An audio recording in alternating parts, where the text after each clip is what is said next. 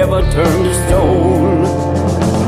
Don't believe in all you hear and only have what you see. Trapped inside a bottle, I'm still floating in the sea.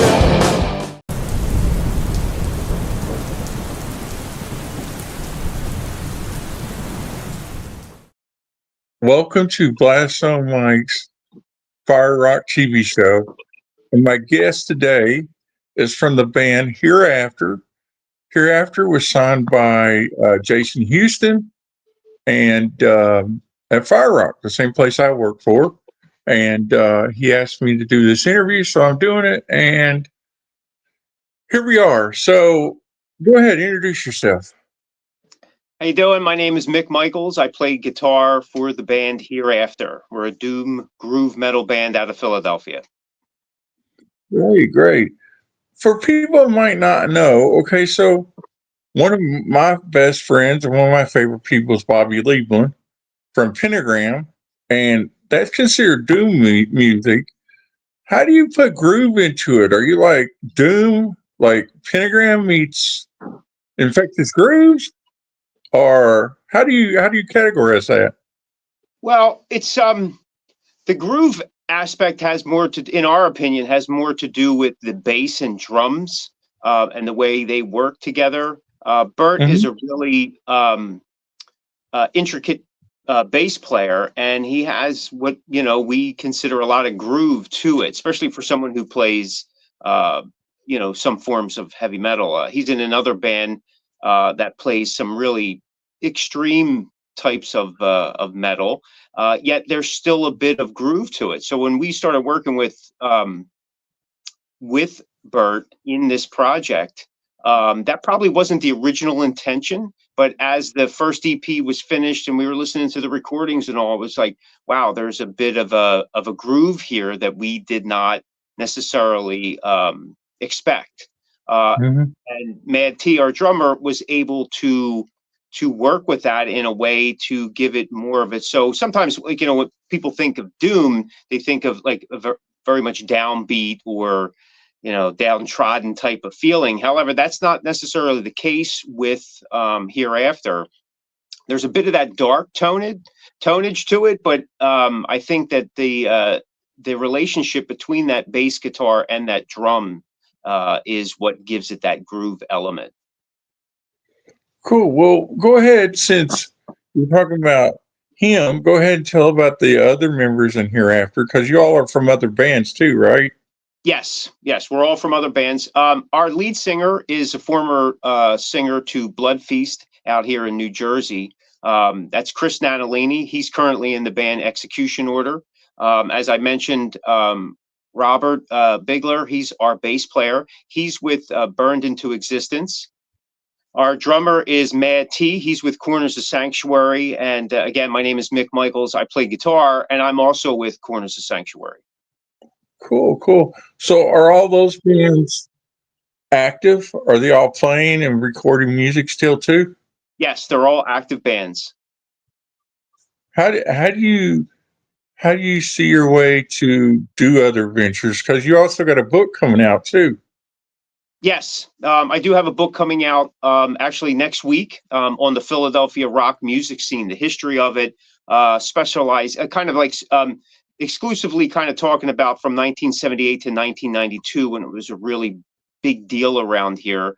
But we do cover a lot of history pre-78 and post-72 because it says a lot about the way the industry went, the way people's music tastes went. And what happened before, during, and after the artist's career, so to speak. But it was because of what happened before and after that gave that time frame with those artists kind of a magical time. So I got to experience some of it both as a fan and a player. So it's something that I've always wanted to do. I've always felt that Philly has gotten kind of overshadowed by LA and New York. But there was a lot of rich history here. Early on, even before the time frame of the book, but a lot of great bands came out of Philly, and a lot of bands there was a lot of great bands that just kind of unfortunately never had their shot. So this book talks a little bit about that. Just believe it or not, it was so in depth that the book only scratches the surface, unfortunately. But we hope to have maybe some future editions down the line. We'll see how that goes. Schedule, like getting involved in other projects. Hereafter actually started while we were in the shutdown during COVID. My band Corners of Sanctuary, we were at the time COVID hit here in the US and everything shut down. We were in the UK on tour, and the UK hadn't shut down as fast as the US. However, we had to cut the tour short because we wouldn't have been able to get out of the UK. So when we came back, everybody was kind of like at a standstill, and months are going by. My band's doing stuff and their bands are doing stuff. And Chris and I, the lead vocalist, we do a podcast together as well called The Cosmic Voice. And during one of our pre-recording sessions, we talked about maybe working on like just a project to give ourselves something additional to do, since we're just sitting around. And by that time, technology started kind of really ramping up, so it was able to do file sharing a lot easier. It's been that way for quite a while, but I think COVID really amped up how people file share in terms of productivity. So we started working on it, and I mean, it took us some time because of schedules and just getting everybody in gear, so to speak. And we released our first EP in 2022, and then we did another one, I think, in 2023. And then we weren't really sure that we were going to be able to do another one. We didn't even really talk about it because everybody, by that time the world opened up and everybody's back to playing out and doing their stuff with their bands and stuff like that. So we weren't really sure that another piece was going to happen. But, I've always learned that if you want to do something, you'll make the time to do it, even if you have to sacrifice some things or, kind of work overtime. And I think that's how we felt about this project. When we talked about it at the end of last year, Chris actually brought it up. He goes, "Hey, why don't we just start working on some new Hereafter stuff?" And I just basically said, okay. It wasn't on my radar. We didn't really, like I said, have any pre-conversations about it. It just kind of fell into that way, and here we are. Well, let's go back to your book for a minute. So I got some questions about it. So Sure. I grew up in the 80s, and has this got stuff about Corabi? Does it got stuff about Dizzy Dean Davidson from Black Eyed Susan and Brittany Fox, Extreme? Do you talk about any of those kind of bands that came from there? Absolutely. We talk about the guys from Cinderella. We talk about the guys from Brittany Fox. Johnny D, the drummer of Brittany Fox, actually wrote the foreword to the book. We talk to we talk to guys from Heaven's Edge. We talk from guys from Tease, who later became Rough House. All those bands were signed to major labels. We do talk about John Corabi and his band Fragile from the early 80s. A lot of other bands have been mentioned. And what we did was we incorporated musicians and artists at several different levels. So it's one thing to talk about the guys here at the higher echelon, the Cinderellas, the Brittany Foxes, so on and so forth, the Hooters, and that all makes sense, right? But the guys that were still in the trenches before, during, and after, we also cover, a spectrum of those artists as well, because the scene here in Philadelphia changed over the course of time. It went from a disco area to a cover band tribute type of area of when rock was on the radio late 70s, early 80s. Bands started to reflect that when clubs only wanted bands that did covers and tribute type things because they wanted people to stay at the venue, very much like the culture is right now. But it wasn't until about 83, 84, 85 when original music started to make rear its ugly head, so to speak, that it forced a lot of venues to make that changeover. So by the time I started to enter the scene, about 86, 87, cover bands were bands that were considered wedding bands. And hard rock, heavy metal bands in the area, they were all original. That's not to say the guys weren't doing covers. They were still incorporating covers into their set, but you were getting more and more musicians, bands, artists doing their own thing. It became what the venues were seeking. So that by the end of the 80s, there were a lot more venues catering to that and offering artists more places to play. And because of all the exposure bands like Cinderella, Britney Fox, and so on and so forth gave to the area, you had a lot more scouts here looking for bands. And then we talked about how everything changed come 92 and what followed after that. So is Fragile the band that Crosby played in with Dizzy Dean? And he played drums. At the time, John Crosby played drums. Fragile, Billy Childs was in Fragile, so was Adam Ferrioli, who back in the 80s was known as Adam West. Okay. It was kind of like a Led Zeppelin type of tribute band, among other things. And then I think that Adam, the drummer, he moved on to another band, and Johnny D came in, who then wound up going to World War III, and then of course to Britney Fox, and who's now playing with Doro and Takedo. So Dizzy Dean was a drummer in the band World War III. Okay. And then when Cinderella let Michael Kelly Smith and Tony Dykstra away, let them go during their initial recordings of their debut album, Dean approached Michael Kelly Smith with regards to forming a new band because he had materials and he didn't want to play drums anymore. He wanted to play guitar, and that's how that went. So do you do any of the? Do you talk about any of the stoner scene, like in Maryland and places like that? No, we talk. There is a little bit talk of the overflow from South Jersey because it's right over the border, of course. But this is primarily about Philadelphia. There is some mention about New York and Maryland and Delaware because they were surrounding scenes. But they had a whole different crop of bands, a different type of area. But this is primarily, the book is. I mean, it's titled "When We Rocked." The story of the Philadelphia rock music scene, 1978 to 1992. So when it comes out the 22nd? Comes out the 22nd through March Baby Media. It'll be available on Amazon and Barnes & Noble, Ingram, and a bunch of other online places. It's only going to be available in paperback right now. So, like I said, the foreword was written by Johnny D, drummer of Britney Fox and Doro. So we're excited about it. So that comes out next week. This will come out next Friday, so that's good.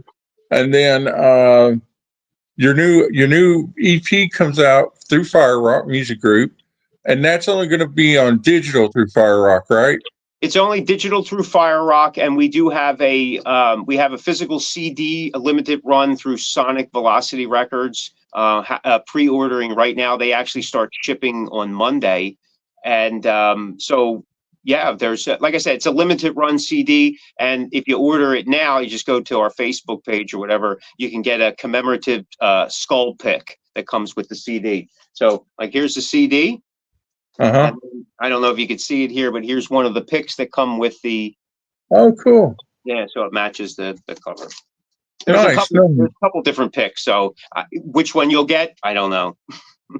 You're going Garth Brooks on everybody. You're like, I don't know which album's going to come out because Garth did that with a box set that he did.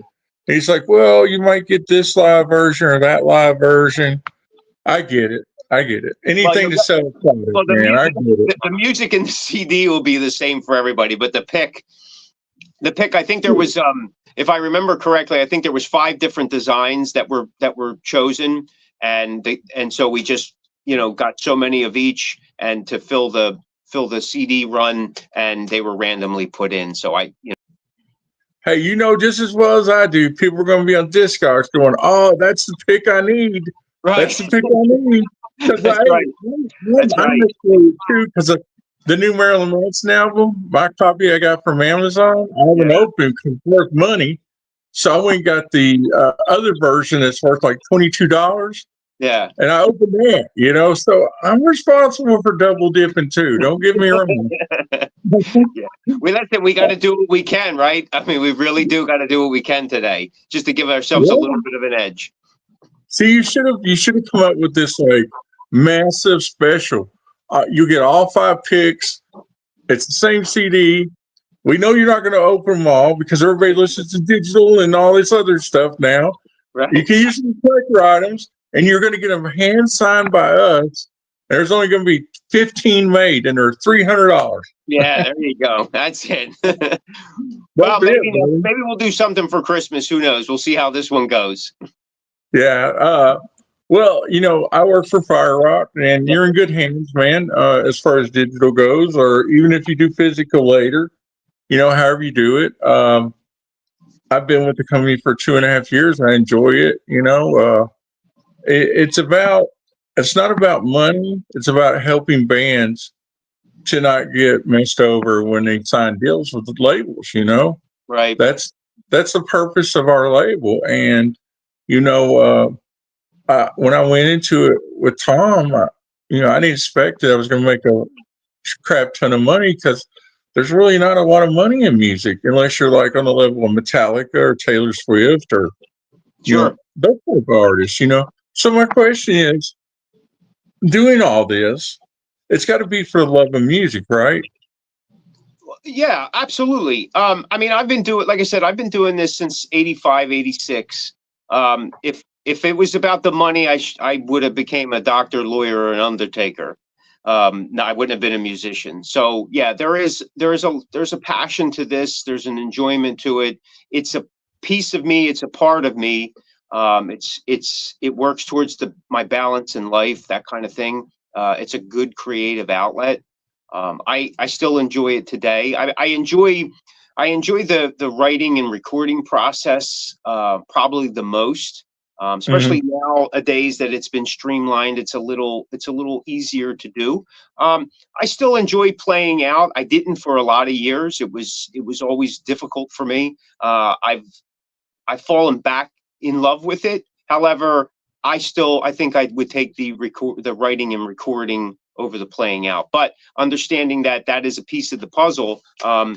Playing out is a mainstay of bands like us, so we have to do that. Hereafter does not play out. It's primarily a project band. However, there has been talk about us maybe doing a set or two before the year's out, but we'll see. Because the reason, like I said at the beginning, we weren't 100% sure we were going to do another one. It's just because of our current schedules and obligations to the bands that we're in, among other things as well. So my band is pretty active, and so scheduling all that stuff is often difficult, but it can be done. But we do this primarily for the love of it. I mean, I've been fortunate enough to be able to do this because it funds itself over the years, and I haven't gone into hock. I'm not homeless because of it, thankfully. I've been able to keep my head above water and manage to whatever project I do, it pushes me to the next one. So I've been very fortunate in that regard. So, but yeah, if it wasn't for the passion, I don't think I would be doing this, because there's a lot of things I don't do anymore because I never had any passion for it. So your other band, your main band, tell me a little bit about that. Are you all got a new album coming out? Are you going on tour? Who are you with? Things like that. Yeah. So the band's Corners of Sanctuary. We've been around for almost 15 years now. We're a new wave of traditional American heavy metal. It's kind of like British metal and American metal from 78 to 82 kind of smashed itself together. It's all original. Right now we're with Sode Records out of Canada. We've been with them for a couple years now. We did release a new EP this past March called Forever Metal, and we've been doing a handful of shows this summer in support of it. We recently opened up for Enough's Enough, and we were just with Tantric So we do a small number. We don't do as many shows as we used to, just because of, age. And we don't need to, thankfully. We don't have to take every gig. I mean, we still have Yeah. some fun with shows and stuff like that. We're in the process of recording all the time, actually. So we're working on some new material that'll be out by the end of the year, and then some new material that'll be out next year as well. But we've also been redoing our first 3 albums. We just re-released a 2025 edition of our 2012 album Breakout. It's got all new recordings. It has an updated lineup who's playing on it, and a couple new things on there. So those first couple albums of ours, they were a little rough in terms of what we wanted to accomplish. So they were taken off the market a long time ago, but we're slowly bringing them back. So we have that. We're also celebrating our 10-year anniversary this year of our 2015 Metal Machine album, which will get a reissue, I think October or beginning of November, right before the holidays. That's also going to have updated tracks, especially to include the new lineup and things like that. So, we've been around for a while, and we stay active, we stay busy. Are those going to be on vinyl or just digital and CD? They're just on CD right now. However, we are going to probably do our follow-up album that came out in 2018, The Galloping Hordes. That will probably get a vinyl release next year. Nice. Cool. And where can people reach out to you? You can go to our page, our webpage, cornersofsanctuary.com. You can connect to us there. You can keep up what's going on. You can also check us out on Facebook. That's probably up to the minute type of information on us. Facebook at Corners of Sanctuary, all one word, capitals of C and S. Or you just do a Google search, and there's plenty of stuff out there. There's the good, the bad, and the ugly. And there's probably a bunch of free stuff out there you can get too. And as far as Hereafter, they can go to Hereafter Facebook. You go to our Hereafter band Facebook page, and FireRock also has a Hereafter page as well. And I just want to say congratulations to Jason Houston for bringing you all to FireRock. Congratulations for being on the company I work for and love. And hopefully we'll see you play some shows, maybe you'll play a show here or there, and maybe I'll be there. It was good talking to you today.